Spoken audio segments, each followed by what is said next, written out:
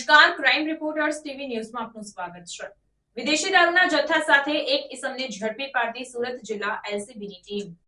સુરત ખાતે બનતી ગુનાહિત પ્રવૃત્તિઓને રોકવા સારું પોલીસના ઉચ્ચ અધિકારીઓ દ્વારા જરૂરી સૂચન અને માર્ગદર્શન આપવામાં આવેલ હોય, જે અંતર્ગત કામરેજ વલથાણ ગામની હદમાં શ્રીદેવ ટી એન્ડ નાસ્તા હાઉસની સામે નેશનલ હાઈવે નંબર 48 પરથી આઈસર ટેમ્પોમાંથી વિદેશી દારૂના જથ્થા સહિત 22,54,808ના મુદ્દામાલ સાથે એક આરોપીને દબોચી પાડતી સુરત જિલ્લા એલસીબીની ટીમ।